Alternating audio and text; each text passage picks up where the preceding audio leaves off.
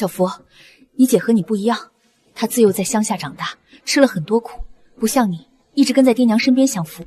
为什么要我替姐姐去？愁死了！你不喜欢小福，娘以后就让她少来烦你。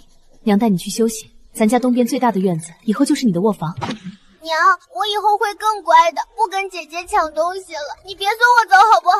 我怕。那是你亲姐姐，难道你要眼睁睁看着她被公主问责，不管不顾吗？好了你，小福还是个孩子，凶他做什么？爹爹，进宫赔礼的事儿，我和你娘早定了。公主身居尊位，守礼自持，规矩森严。你姐姐毛躁，只能你替她去。你好好伺候公主，1个月后，爹娘一起来接你回家。就1个月对吗？只要30天过去。哎呀，太阳彻底落山了，你姐爱吃的那家点心铺要关门了，爹得赶紧去给她买梨子酥。你自己找工人带你去公主那里。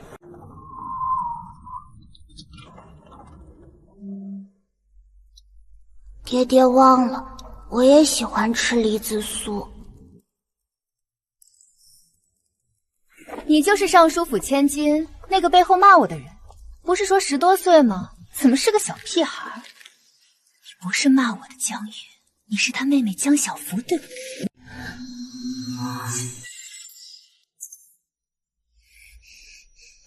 胆子真小，我又不会对你做什么。喂，我问你，什么成语包含男人、女人、老人、小孩？答对了我就放过你，答错了。妈妈超展，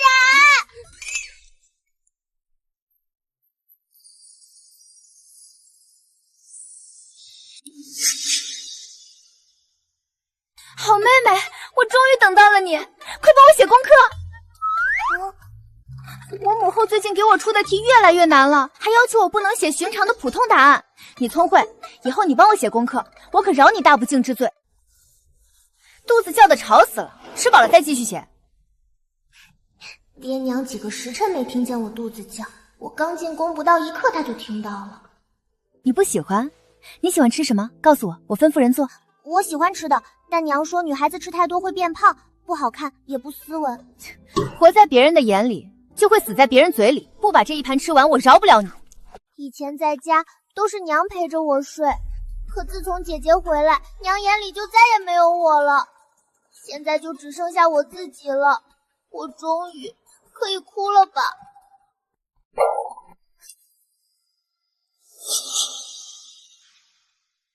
小福，你睡了吗？哇，你睁着眼睛呢。嬷嬷说你刚离家，心里会难受。正好我还没有跟妹妹睡过觉，我来找你睡。原来这就是妹妹啊，香香软软的一小团。公主的私服真好看，像穿着彩虹。你还挺有品味，不过我母后不喜欢，总说我花里胡哨的。我明天打算穿条绿裙子，再戴个大红的珠花，你觉得怎么样？一定很漂亮。哎呀，小福，她的怀抱香香软软的，和娘的温暖是完全不同的感觉。这就是有姐姐的感觉吗？哎，莹儿，你怎么又穿得稀奇古怪？这字不是你写的，谁帮你做的功课？是，莹儿宫里的老人个个都懂规矩，没人敢帮他欺瞒本宫，也就你这个新来的不知深浅，是你替他做的功课。你可知欺瞒本宫是什么下场？母后，是我威胁他帮我做功课，你要罚就罚我吧。母后怎么舍得罚你？只是不愿你养成撒谎的性子，功课不会可以慢慢学，做不完也没关系，但不能骗母后，知道吗？以前娘也是这样抱我的，现在她是不是在抱姐姐呢？你的头发怎么这么软呀？摸起来跟棉花糖一样。别怕，你现在是我的人了，有我罩着你，整个皇宫都没人敢欺负你。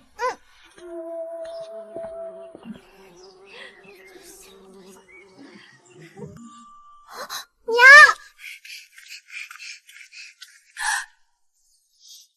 胡闹！你早前扰了公主，如今更该安分些，怎么还到处乱跑？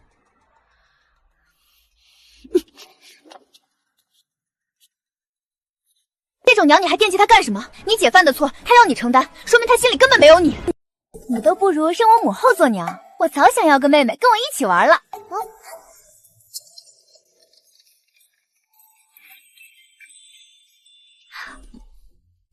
叫姐姐。姐姐，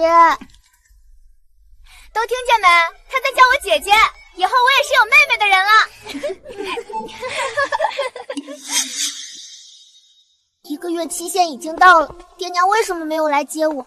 我送回家的信、带的话都没有回复。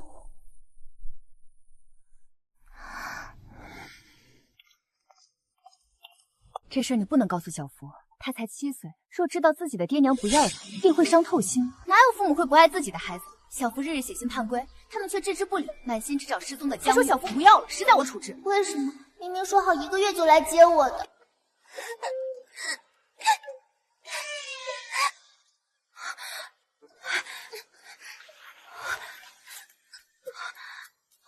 怎么哭了？你是不是听到了什么？不哭不哭，你有我，还有母后，这里就是你的家。那种没良心的爹娘，我们不要也罢。吃点甜的，心情就好了。公主姐姐，我想出宫。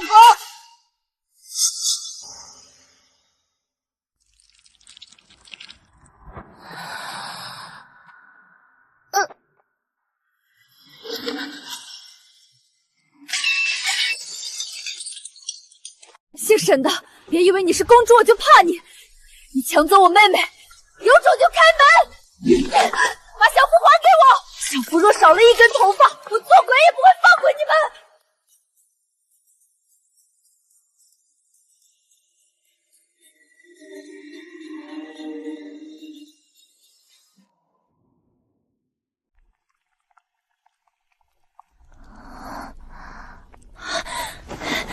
小福，你醒了。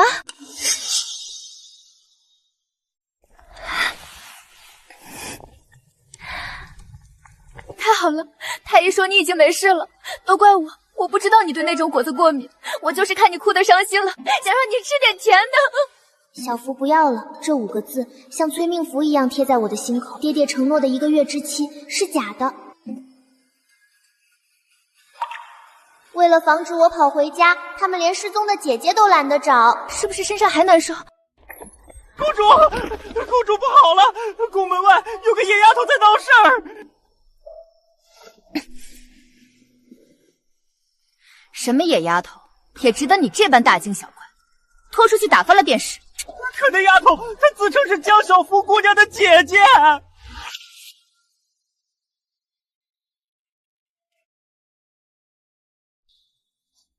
他指名道姓的要您还他妹妹，说您仗势欺人，强抢民女，在宫门外又哭又骂，引来好多人围观，御林军都拦不住。姐姐，江月姐姐，她不是早就失踪了吗？她怎么会来这里？她是来接我回家的吗？还是……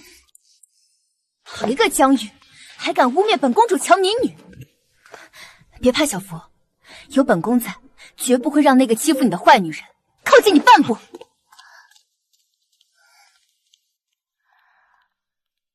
小福乖，吃颗荔枝。江月姐姐真的是个坏人吗？可我们真的是亲姐妹啊，她为什么要在宫门外闹成那样？公主，外头的太监们都在传，那江家大小姐，哦，她又闹出什么笑话了？她见御林军不放她进来，竟然试图爬宫墙，爬墙？不止呢，被抓下来后，她还像个泼妇一样抓伤了一名侍卫的脸，嘴里骂骂咧咧，言辞污秽不堪，全是指责您和皇家仗势欺人的。果然是个没教养的野丫头，这种粗鄙的行为都做得出来，简直丢尽了尚书府的脸面。小福，你听听，这就是你的好姐姐，她若真是为你着想，怎会用这种方式闹事？这分明是想把事情闹大，败坏你的名声，让你在宫里待不下去。现在想来，姐姐根本就不在乎我的处境。公主殿下，您是没瞧见那江大小姐被拦住了，就坐在宫门外的石狮子上，从怀里掏出又干又硬的麦饼啃，吃得下巴瞪着眼睛骂人。我妹妹在里面饿肚子，你们这群狗奴才去吃饿肚子好不好吃好喝的宫这小福竟敢如此污蔑，简直是颠倒黑白，一派胡言。小福，你告诉他们，本宫有没有让你饿肚子？没有。你敢吃一口？小福乖，姐姐在乡下吃苦了，你让着她点儿。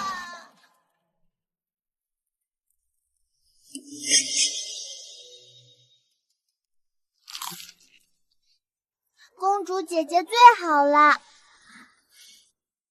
硬闯是我能想到的最直接的办法，可这堵高墙代表的是不可撼动的皇权。我一个人就像一颗试图撞击顽石的鸡蛋。既然硬闯不行，那我就换一种方式，一种能逼得这宫里最高贵的人也不得不亲自出来见我的方式。公主，那江大小姐想来是闹累了，自己灰溜溜滚了。今儿个一早，宫门外连她的人影都没瞧见。她那点三脚猫的功夫闹不出什么名堂，不过是个乡野村妇，有几分蛮力就敢妄想撼动天威，简直是痴人说梦。看多好看呀！小福，你别去想那个不相干的人了，有本宫在，他再也别想欺负你。姐姐真的走了吗？她就这么放弃了？为什么我的心里会有一丝说不清的失落呢？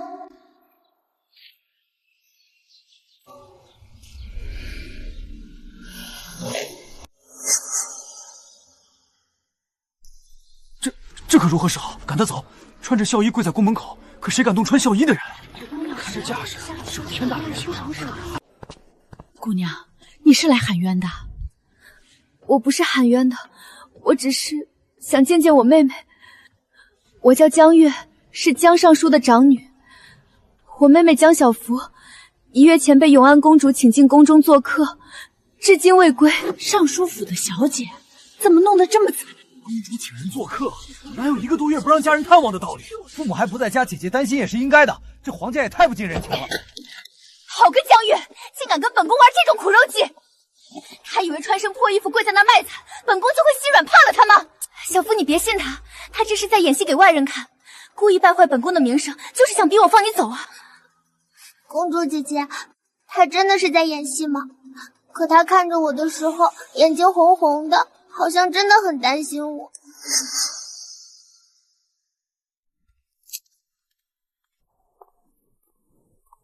娘娘，如今外面议论纷纷，都说咱们皇家仗势欺人，对公主殿下的声誉恐怕有损。从爬墙打人到柜门示弱，这个江家大小姐倒是个能屈能伸、懂得借势的聪明人。那娘娘的意思是？无妨。比起那些只会哭哭啼啼的庸才，本宫倒是对这个丫头生出了几分兴趣。这出闹剧也该收场了，去永安的宫里传话。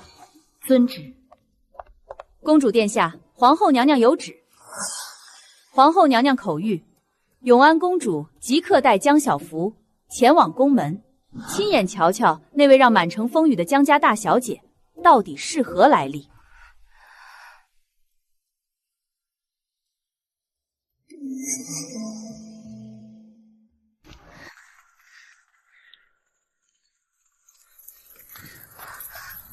原来站在这么高的地上，人会变得这么小啊！那些围着看热闹的人，就像搬家的蚂蚁。是姐姐，哪怕隔着这么远，她也像悬崖边的野草，被狂风暴雨打弯了腰，却怎么也不肯折断。哼，还真会挑地方，以为跪在宫门口就能胁迫本宫和母后吗？真是江月，机会给你了，说你想要做什么？永安公主，你为何要抢走我的妹妹？简直荒谬！什么抢？分明是将她送进宫替你扛下风波，本宫心善容下她，你竟还敢颠倒黑白！哼！既是替我扛下风波，为何送来的是小福而不是我？倘若真是如此，1个月了，我父母为何音讯全无？非逼得我们姐妹反目！音讯全无。我们的爹娘早就不知道跑到哪里去了。如今这世上面前，我也只有除了他一个亲人，你凭什么把他关在宫里？我关着他，你睁大你的眼睛看清楚，他在本宫这儿吃的穿的哪样不是最好的？跟你回去，回那个冰窖一样的尚书府，还是你的乡下破院子，你也配？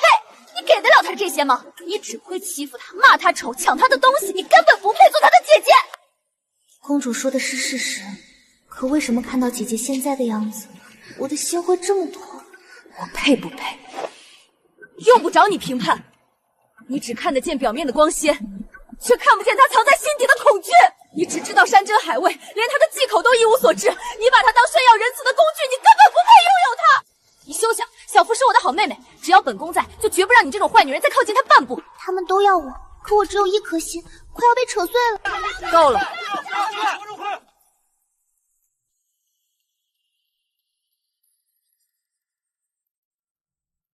江小福，你自己说，你想跟谁走？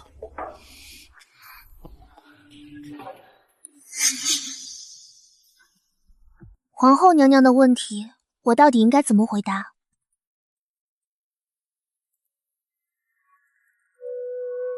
江月是我亲姐姐，可一想到回家，我就……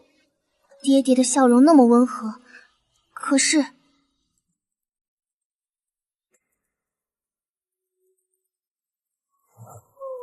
是他说错了话，是他的问题。在这里是公主姐姐心善，别怕，我饿肚子的时候是公主给我东西吃。我不跟他走，我不要跟他走。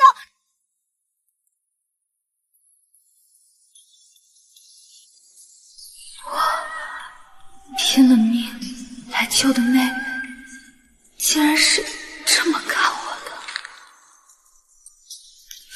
小福，你就是这么看我的。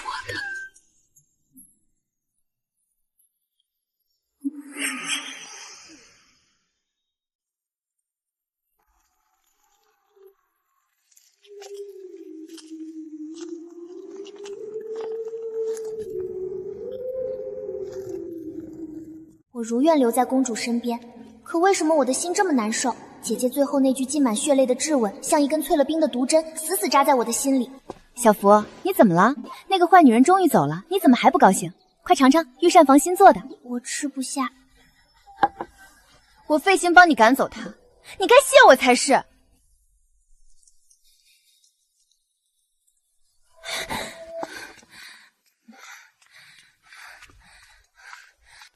罢了，实话同你说，那日街上你姐姐并非无端闹事。那天我和几个姐妹在茶楼喝茶，看见你娘亲携你从楼下经过，他们就说你穿的跟个乡下来的小财主似的，红配绿，俗气的很。什么？我当时就反驳了他们，我说红配绿才好看，结果他们笑得更厉害了。然后你姐姐就冲了上来，她指着我们说我们嘴巴不干净，说我身为公主竟在背后议论臣女，毫无皇家体面。她替你辩解，字字都在挖苦我，一时气不过才跟她吵了起来。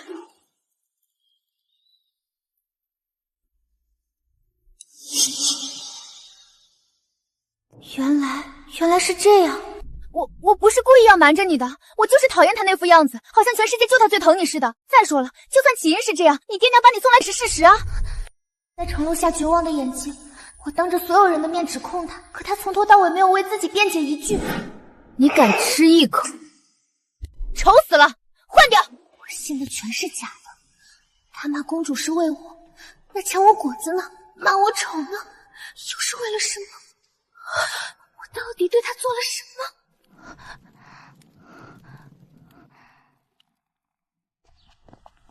别怕，母后最公允，她叫你姐姐来就是要问清楚，有委屈尽管说，我替你撑腰。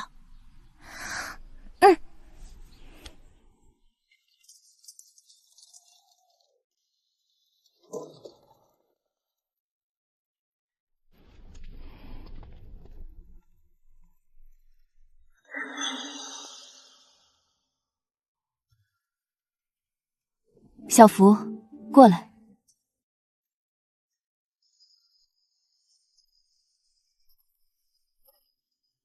你们姐妹的事，莹儿都跟我说了，是非曲直，今日当面说清。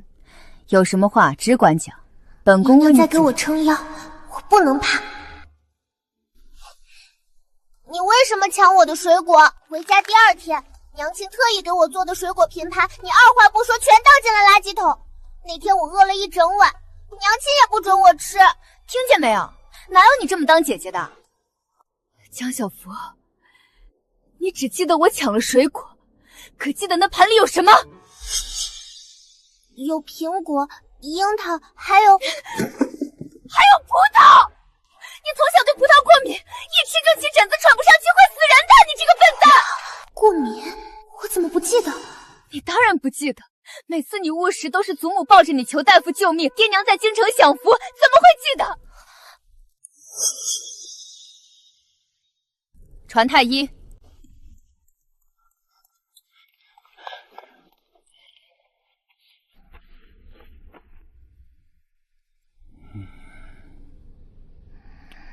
启禀皇后娘娘，小郡主脉象平稳，但从脉象细里来看，却乃天生过敏之体。对何物过敏？万万不可沾染葡萄一类的浆果，否则轻则周身红疹，呼吸困难；重则性命堪忧啊！原来姐姐不是在抢我的东西，她是在救我。救命之恩，可别的是呢，她一定还是讨厌我。那衣服呢？我刚回家那天，娘亲给我做了最漂亮的芙蓉锦裙，你为什么骂我丑，还要扯我的裙子？咱们小福穿这身真像年画里的福娃娃，肯定能艳压群芳。红配绿丑死了，换掉！娘亲，你发什么疯？见不得你妹妹好是不是？所有人都夸我好看，只有你骂我丑，还想动手撕我的裙子。这件事你又要怎么解释？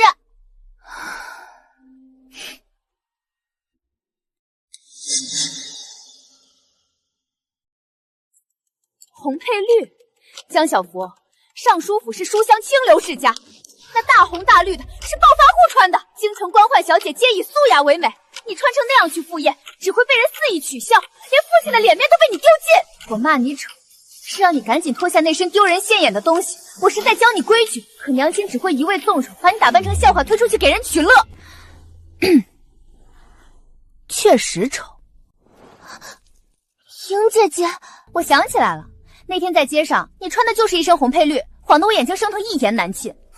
连莹姐姐都这么说，我引以为傲的衣服真的是个笑话。江月的审美比尚书府的夫人强得多，衣着是家族脸面，尚书夫人教女无方，实在有失体统。原来母亲给我的爱只是有失体统，我到底误会了姐姐多少？没想到你这个乡下丫头，品味还不算太差。那替你入宫的事情呢？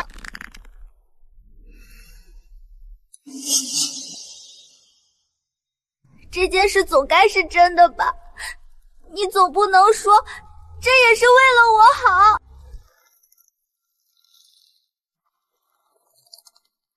我从未想过让你替我进宫。什么？我自知闯祸，本打算连夜回乡下避风头。临走前，我求爹娘对外只说我病了，绝不能牵连你。可我错了，他们转头就扒着你敲响了皇宫大门。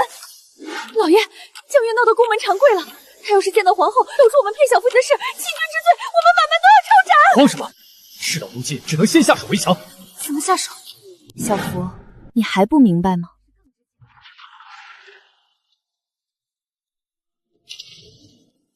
原来1月之期，说1个月后回来接我，全都是骗我的。启禀皇后娘娘，礼部尚书江大人在殿外求见，说是要接府上2位小姐回家。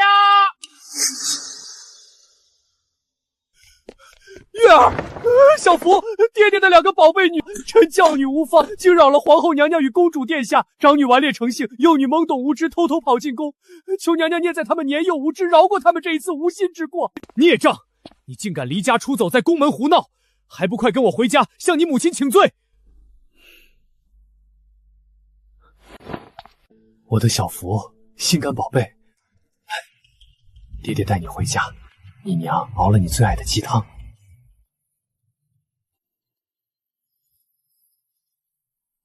爹，你说好的1月之期呢？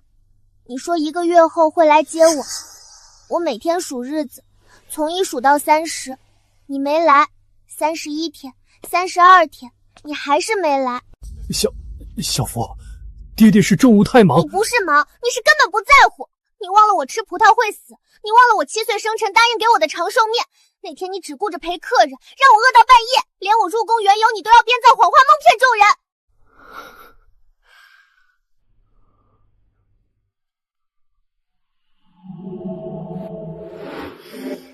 江小福，你不要不识抬举。你再敢胡闹，信不信我现在就告诉皇后，你根本不是江月，欺君罔上。信不信我让你们姐妹俩一同论罪问斩？斩首？他竟要用我和姐姐的性命逼我就范，这就是我的父亲。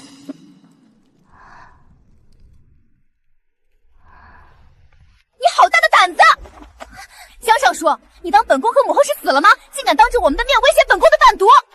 公主息怒，微臣只是教训女儿。你为保官声，让小福入宫是欺瞒，真相败露不思悔改，反用性命相逼，愚弄皇家是悖逆，这不是教训女儿，这是欺君之罪。公主饶命，臣绝无欺君之意，对陛下忠心耿耿，天地可鉴。忠心耿耿，皇后娘娘可知，她为何从小将我丢在乡下，不闻不问？我刚出生，她为攀附权贵，嫌长女分走气运，以八字相克为由，把我像垃圾一样丢弃。你这个疯女人，闭嘴！3年前祖母病重，写信求她请大夫，她竟以不宜舟车劳顿为借口，断了所有医药费和月钱。她怕乡下老妇玷污她的尚书门楣，祖母连一口热汤都喝不上，在绝望中活活熬死。你这种连亲生母亲都能抛弃的畜生，也配谈忠心？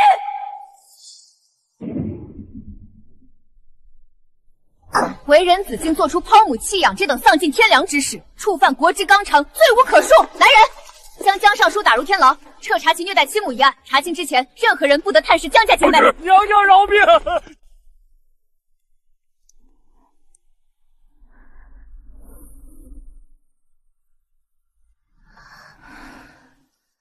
原来姐姐一直在保护我，用她自己的方式。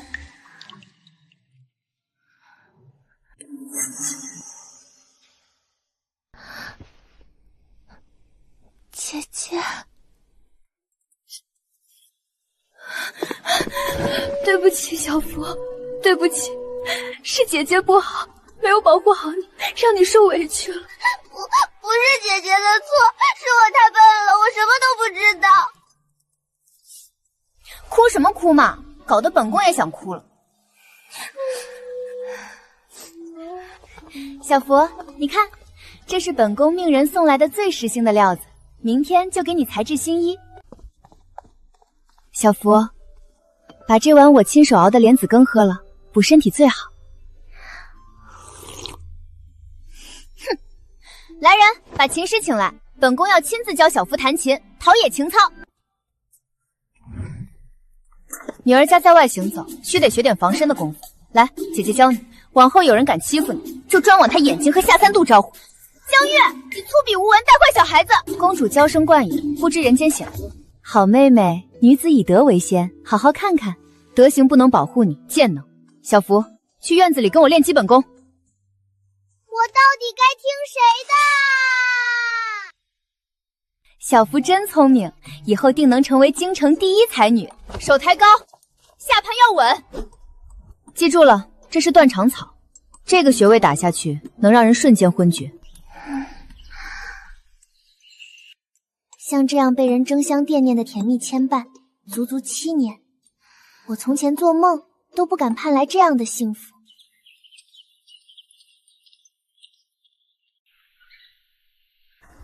这位便是皇后娘娘新收的义女小福妹妹吧？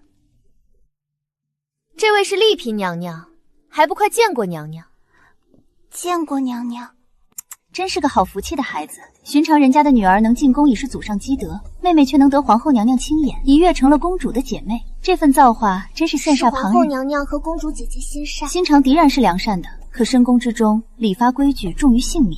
皇后娘娘和公主殿下金枝玉叶，自然可以随心。可妹妹你不同，你终究是臣女出身，言行都代表着皇后的脸面，更该时时谨慎，莫要因一些小事落了旁人的口舌，让皇后娘娘跟着为难啊！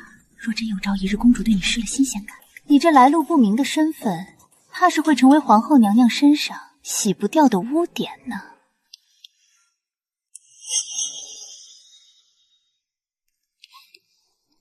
本宫的人，什么时候轮到你一个小小嫔妃来教训了？公主殿下息怒，臣妾只是关心小福妹妹，怕她不懂宫中规矩，给皇后娘娘添麻烦。本宫的妹妹，就算把天捅个窟窿，那也是本宫和母后给她兜着，轮得到你在这里指手画脚？你是怕她给母后添麻烦，还是怕你自己那点可怜的恩宠被分走，心里嫉妒的发了疯？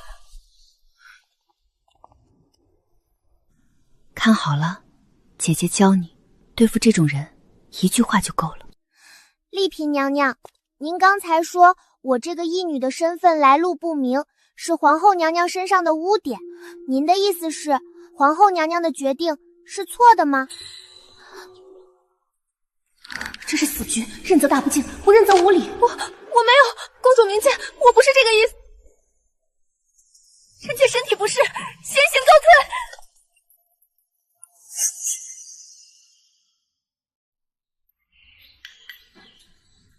哼，乡下丫头，没想到还真有点脑子，犯不常亲自与之争执，依宫中规矩，稍加管束便足矣。这次算你厉害，不过妹妹还是更喜欢我。不信我们今晚问问她，看她要和谁一起。小夫自己决定。小福当然选我。公主殿下，江家2位姑娘，娘娘有请。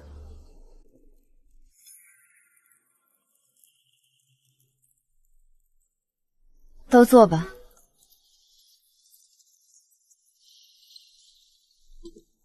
江尚书的案子，本宫派人去查了。虐待亲母一事，证据确凿，母后，此等物证俱在。莹儿，本宫说完，但这不过是他所有罪行中最微不足道的一件。最微不足道。这些年，他用职务之便私下里结党营私，卖官鬻坤，贪墨的银两数目之巨，足以掏空半个国库。国之硕鼠，无耻之有。他之所以将你们祖孙2人放逐乡野，并非仅仅因为你是女儿身，也不是因为你祖母用重，而是因为你祖母撞破了他与同党交易的丑事。为了灭口，他才寻了个由头，将知晓他最大秘密的亲生母亲，连同是尚在襁褓中的亲生女儿，一同赶回乡下，自生自灭。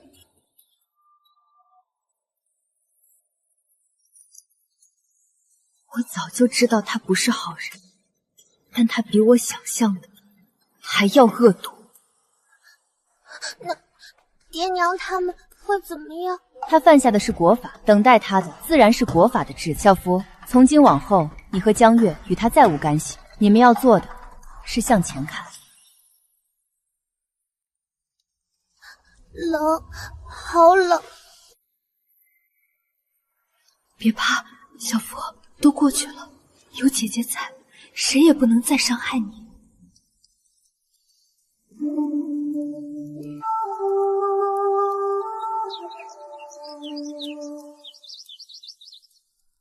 传本宫的命令，从今天起，殿内外的守卫增加1倍，任何陌生面孔胆敢靠近主殿半步之内，直接拿下，不必通报。遵旨。小福，你听着，这里是皇宫，是本宫的地盘，有我和母后在，那江尚书就算插上翅膀也飞不进来。小福，今天天气好，去殿外的花园里走走，晒晒太阳吧。我就在窗间看着你。对啊对啊，快去玩，这花园里的蝴蝶可肥了，你去扑2只回来，让本宫看看你的本事。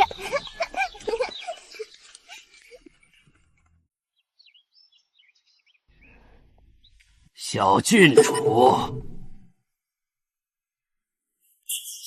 你是谁？我不认识你。这里是公主殿下的地方，你别过来。小郡主，江尚书派奴才来接您回家。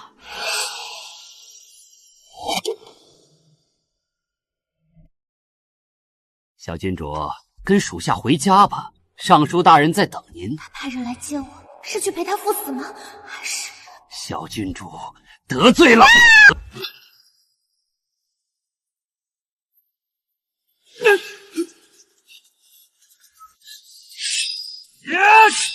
我的手！姐姐，以往冷面嫌弃我的姐姐，如今招式狠厉，直击夜海。数年乡下谋生，磨了心性，只练出一身本事，让他活成了一柄出鞘利刃。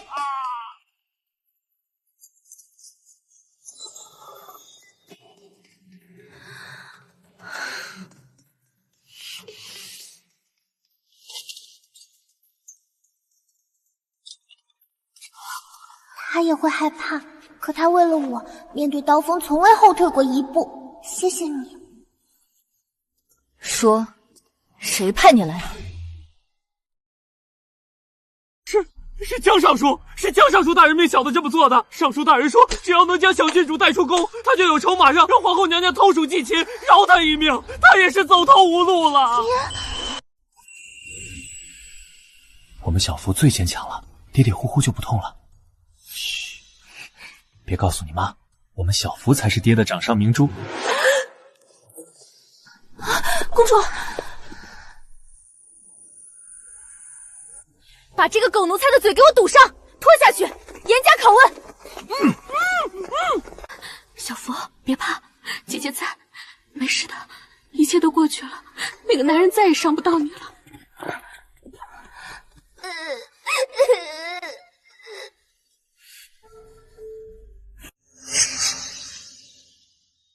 江夫人求见，说要见小福最后一面。什么江夫人？一个罪臣之妻，也配在本公主的宫门外喧哗？让她进来。你疯了？让她进来给小福添堵吗？小福，躲是躲不掉的，有些事总要亲手了结。若不是那张脸依稀还是记忆中的模样，我几乎不敢认他。他来做什么？求情？小福，我的小福啊！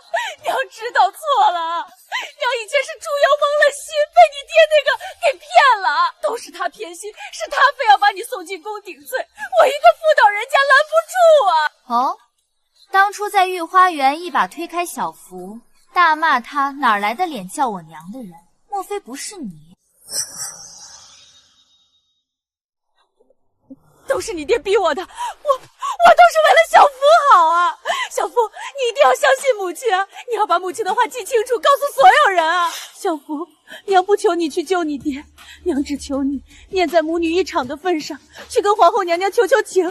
江家被抄了，但求娘娘开恩，留下些祖财，让娘下半辈子能有口饭吃，不至于饿死街头啊！原来这才是他的目的，不是为了救夫，也不是为了见我。只是为了钱，为了他自己。小福，你不能眼睁睁看着娘去死，你身上流着我的血，你不能这么狠心。你不能这么狠心，这句道德绑架像一根淬了毒的针，我的沉默似乎耗尽了他所有的耐心。怎么不说话了？江小福，你可真是我的好女儿，攀上了公主的高枝，做了皇后的义女，就忘了自己是从谁肚子里爬出来的。我怀你10月，辛辛苦苦把你养到7岁，就算没有功劳也有苦劳。如今家里遭难，你不思报恩，冷眼旁观亲娘走投无路，你这是不孝，大不孝！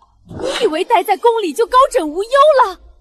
天下人都会戳你脊梁骨，说你是个为了荣华富贵，连亲娘都不要的凉薄东西，你一辈子都洗不掉这个污名。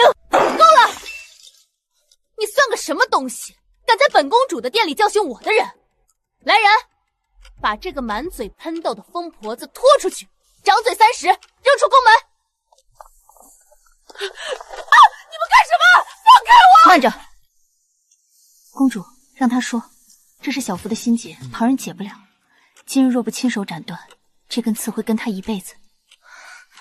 哼！公主，让他说，这是小福的心结，旁人解不了。今日若不亲手斩断，这根刺会跟他一辈子。哼！听到没有？连你姐姐都比你懂事。这些天所有的委屈、痛苦、被抛弃的绝望，在这一刻都化作了彻底的死心。娘。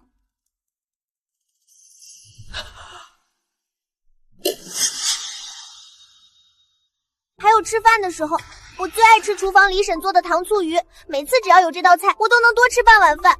可自从姐姐回来，那盘鱼就再也没有摆在过我的面前，你看到过吗，娘？我没有，不是那样的。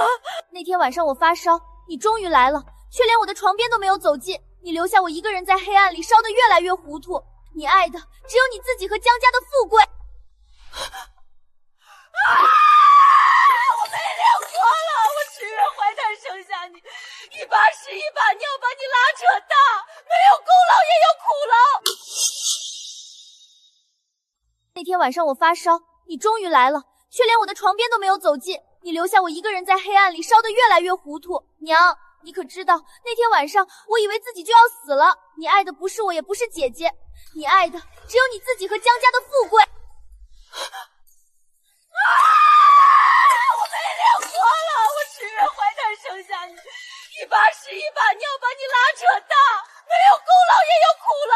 你这个没良心的，攀上高枝就忘了娘，你这是要逼死我少女，你就不怕被天下人戳脊梁骨吗？放肆！你竟敢在宫中如此撒野！来人，把这个疯妇给本宫拖出去！别动。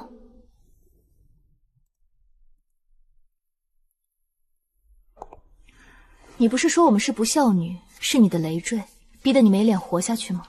好啊，我们成全你。今江氏有女江月、江小福，因父母生养之恩未报，反累及家门，为全父母声明，姐妹二人自请断绝亲缘。自今日起，脱离江家宗族，恩断义绝，此生不复相见。既然你们从未把我们当成女儿，那我们姐妹今天就成全你，签了它。只要签了字，我们姐妹是荣华富贵还是横死街头，都与你再无瓜葛。你也不必背负不孝女的名声，清清白白做你的江夫人。撕了他！你们休想！你们休想摆脱我！你们是我生的命，都是我给的。只要我一天是你们的娘，你们就一辈子都别想摆脱我。哦，他们的命是你给的，那本宫的命又是谁给的？母后，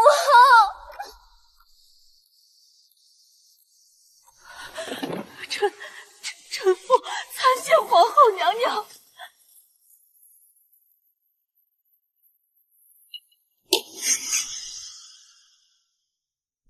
江夫人，你可知你的丈夫江尚书除了买官卖官、虐待亲母之外，还犯了何等大罪？臣妇不知。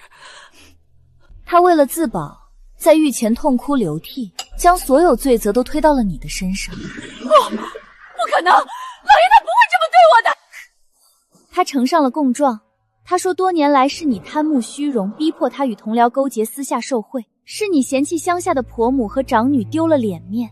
他说自己只是一时糊涂，受了你这个毒妇的蒙蔽。信中你在炫耀收了多少金银，谋划为你弟弟买官，人证物证俱在。江尚书如今是戴罪立功，而你即将因同谋之罪被押入大理寺天牢。现在两条路：一，签了断亲书，还你女儿们干净的出身，从此恩断义绝；二，你不签，待你罪名下来，他们便会永远背负罪妇之女的污名，你就在天牢里好好看着你的母爱是如何毁掉他们一生的。你选吧。他以为用这样的眼神就能唤醒我骨血里最后的懦弱与恐惧，可他错了。在他身败名裂，被父亲毫不留情抛出的那一刻，他在我心中最后属于母亲的影子已经灰飞烟灭。他的眼神在告诉我，小福，无论你做什么决定，姐姐都在。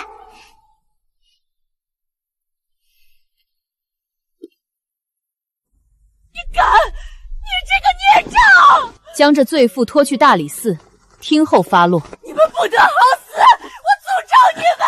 江夫人，我找你们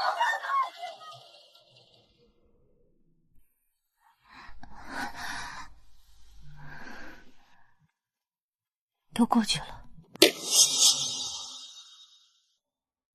从今往后，你们不必再看任何人的脸色，这偌大的皇宫便是你们的家。谢皇后娘娘恩典。江月，你聪慧沉稳，从今日起，朕封你为正七品女官，兼任公主伴读。以后莹儿的功课由你全权督促，若她敢偷懒耍滑，你可持朕的金戒诏代为管教。莹儿，你不是总嫌自己的清明殿冷腾吗？朕便将旁边的翠雨轩赐给她们姐妹，以后你们三个也好有个照应。太好了，以后我们就是邻居了，我天天去找你们玩。沈莹，今日的大字还差20个。阿月姐姐，我手腕好酸，都抬不起来了。骨头没断，筋也没伤，继续写。可是我眼睛也花了，看不清字帖了。无妨，看不清小的就写大的。我饿了，小福做的桂花糕那么香，我闻着味道一个字都写不进去了。好妹妹，快给我吃一块，就一块。写完10个字，吃1块。什么时候写完，什么时候吃完。好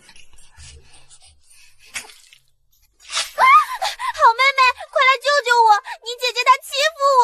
姐姐的督促，公主的耍赖，还有满室的墨香与桂花香，这吵吵闹闹的一切，才是我真正想要的家啊！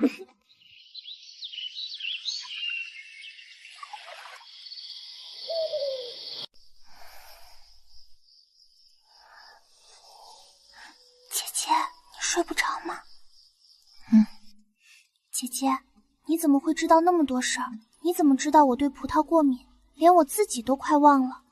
还有爹娘，你怎么从一开始就知道他们是骗我的？知道他们根本不会来接我。我离开尚书府回乡下后，就开始断断续续的做同一个梦。梦里爹地早就和安阳侯世子勾结在了一起，联手贪墨了大笔官银。然后事情败露了，安阳侯世子为了保全侯府，反手就把所有罪责都推到了爹地身上。那个男人是个伪君子，是个彻头彻尾的疯子。那爹娘呢？他们没有来救我吗？爹娘，他们从未想过你，只是顾着自己逃跑罢了。我每次醒来都心痛的无法呼吸。我终于明白，只要你还在那个家里，命运就不会改变。所以我回来了。姐姐，我好怕！大半夜的哭什么丧呢？还让不让人睡了？又怎么了？江莹，是不是你又欺负小福了？莹姐姐不是的，姐姐说她做了一个预知梦。预知梦？江月，你别告诉我，你闹出这么多事，又是爬墙，又是闯宫，就是因为一个破梦。我不在乎你信不信，我只知道我绝不会让梦里发生的事情再在小福身上重演一次。神经病！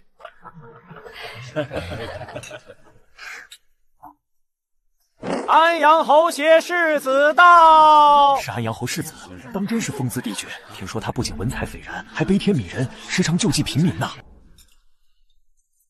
姐姐，江婉，你发什么疯？是他，公主和小福，就是他，安阳侯世子。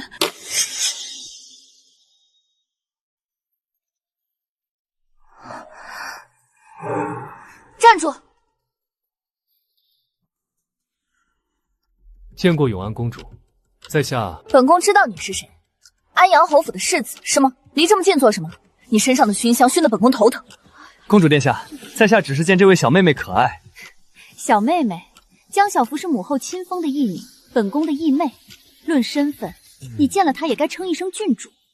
怎么，安阳侯府的规矩就是让一个外臣随随便便称呼皇家郡主为小妹妹的吗？还是说世子觉得本宫的妹妹好欺负，所以特意上前来想掂量掂量分量？公主息怒，是在下失言，是下唐突了，还请公主和郡主恕罪。滚吧！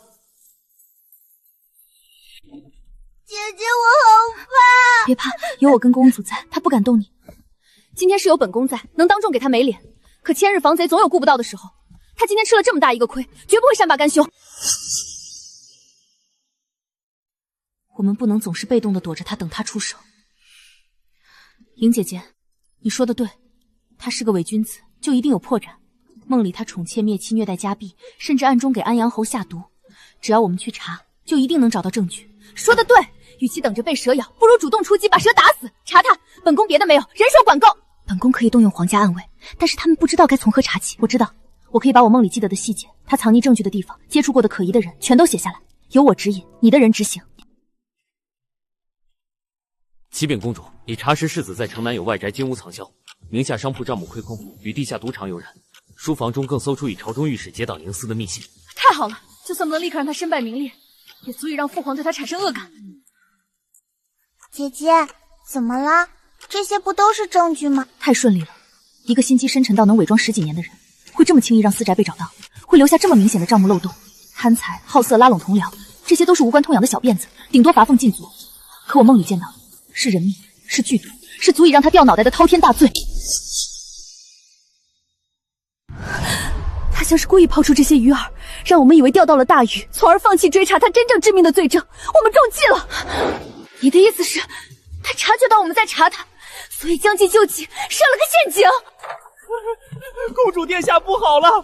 方才安阳侯世子在御书房前长跪不起，向皇上哭诉您无故派人侵扰侯府，败坏他的名声。他还说您是因宴会之事对他怀恨在心，公报私仇。什么？他竟然恶人先告状！你们别怕，本宫这就去跟父皇解释清楚。皇上看了世子的证据，只当是年少轻狂，反而龙颜大怒，斥责公主殿下骄纵无状，无凭无据便侵扰朝臣。皇上下旨，命公主殿下即日起禁足于清宁殿，没有旨意不得踏出宫门半步，严令不许再插手关于安阳侯府的事情。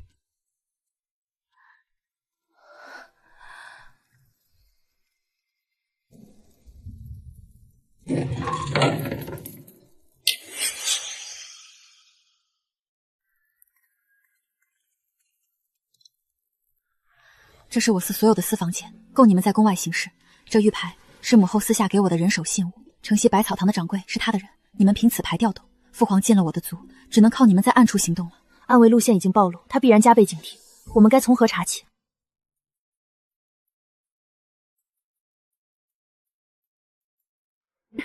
说起来，安阳侯夫人最近怎么不见出来走动了？还不是老样子，3天2头病着。前几日送补品去，她身边嬷嬷说染了风寒，卧床不起，脸都蜡黄蜡黄的。上次宫宴我扶她，不小心碰到了她的手腕，冰凉不说，袖子底头好像还有一大片青紫。我问了一句，她只说是自己不小心摔的，可那样子怎么看都不像摔的。夫人，小福吃撑了，想先回去休息。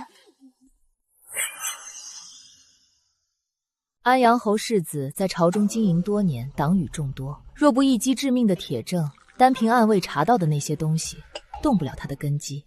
你们的想法是对的，解铃还须系铃人。明日本宫会派掌事女官携赏赐前往安阳侯府探病。江月，你就扮作本宫身边新提拔的掌事宫女，随替一共前往。谢娘娘成全。去吧，告诉安阳侯夫人，只要她肯站出来，本宫可保她后半生平安。奉天承运，侯府有赏，白银100两，绸缎10匹。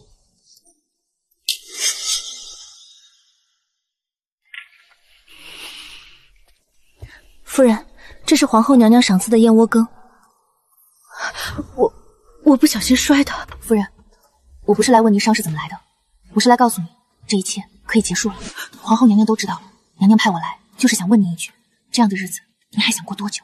只要您肯将那个畜生的所作所为公之于众，娘娘就能保您后半生平安，让您彻底脱离这个地狱。我不行的，你们不知道，他就是个魔鬼，他会杀了我的，他一定会杀了我的，谁也救不了我，谁也救不了我。这是皇后娘娘的信物，拿着它，皇城内外无人敢拦。任何时候，只要你想通了，就可以凭此牌直接入宫面见皇后。夫人的命应该握在自己手里，我等你的决定。伪君子，看他还能得意多久！我要见陛下，我要见皇后娘娘。疯妇，你竟敢擅闯宫宴！来人，快把他给我拖下去！住手，让他说。陛下，娘娘，请为臣妇做主啊！这是我儿沈文兄亲手打的。他将我囚于后院，稍有不如意，便对我拳打脚踢，他是个魔鬼！你这个疯子，我何时打过你？你分明是自己得了癔症，胡言乱语！陛下明鉴！这是他多年来与人勾结，意图谋害朝中大臣的罪证，我全都留着。他以为我疯了、傻了，却不知我日日夜夜都在等着今天。陛下，求你们杀了他，为天下除此恶贼！没事了，恶魔已经被抓走了。姐姐，那个梦真的那么准吗？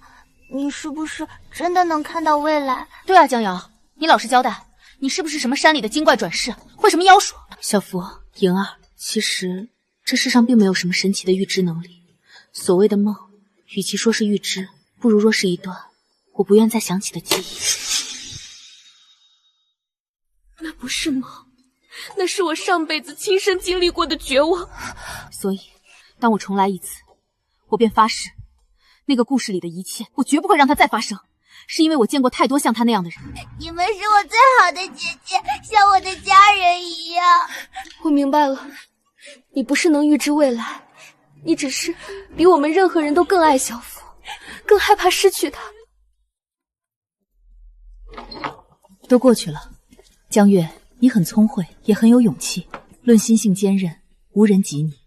你不该被困于江家的泥沼，也不该被一段不堪的过往束缚。本宫今日便以皇后之名下一道旨意，传本宫懿旨：尚书府次女江氏小福深得本宫与公主喜爱，特将其寄入皇家御泽，收为义女，赐封号安乐，享郡主遗志。钦此。进入皇家御敌，从此以后，我是皇室的成员，再也不是随意被抛弃的江小福了。江月，你妹妹如今是安乐郡主，你便是皇亲，你的婚事将由本宫与陛下亲自为你择选，由皇家为你做主，这天下无人敢再轻贱于你。谢娘娘隆恩。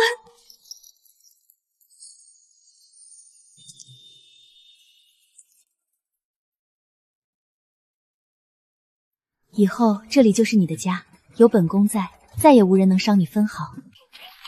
沈莹，我让你抄的女训第5遍，怎么是这些乱七八糟的东西？什么女婿？本宫听不懂。我这是在为你画像，是不是很像呀？你还敢狡辩？今天你要是写不完，晚上就别想吃桂花糕。小福救我！你姐姐虐待公主了！好妹妹，这是我特意从母后那里给你拿来的奶香小方酥。小福，这是我做的芙蓉糕，你尝尝。有些人只会动嘴，小福你评评理。我都吃还不行吗？你们俩别吵啦！飞高点，再飞高点！慢点跑，当心摔倒。看着我生命中最重要的2个姐姐，她们是如此不同，却和谐地构成了我的全世界。小福，快过来啊！这才是家，这才是爱，这是我用尽所有力气，跨越2世的苦难，才终于换来的真正的幸福。